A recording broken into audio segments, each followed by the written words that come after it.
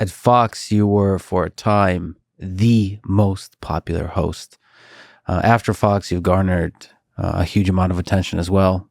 Same, probably more.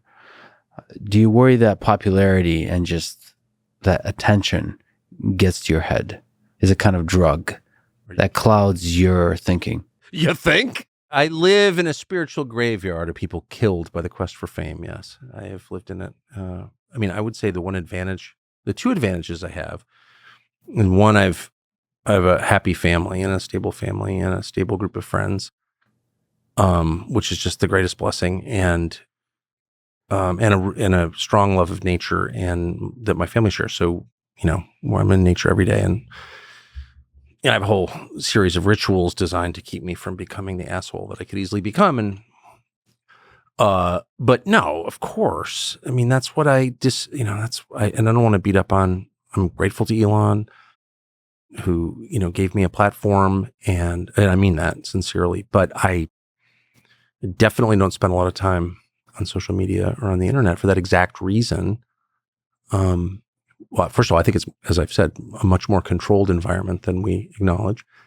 And I don't want lies in my head, but I also don't want to become the sort of person who's seeking the adulation of strangers. I think that's soul poison. And I said earlier that I think that the desire for power and money will kill you. And I believe that, and I've seen it a lot.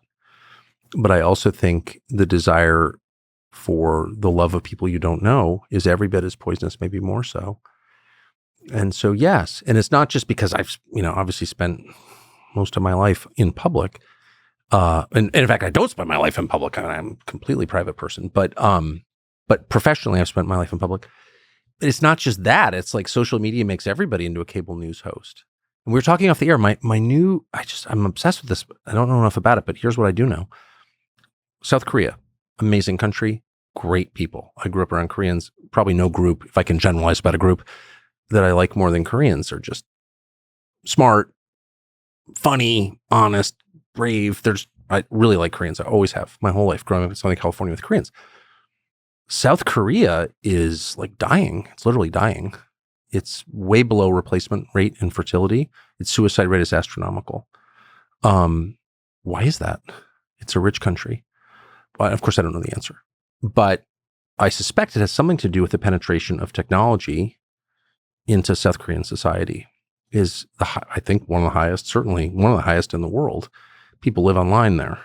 And there was a belief for a bunch of reasons in South Korea that Western technology would be a liberating progressive force. And I think it's been the opposite. That's my sense, strong sense. And I think it's true in this country too. And I don't understand how people can ignore the decline in life expectancy or the rise in fentanyl use. Like, it's not just about China shipping precursor chemicals to Mexico. It's like, why would you take that shit?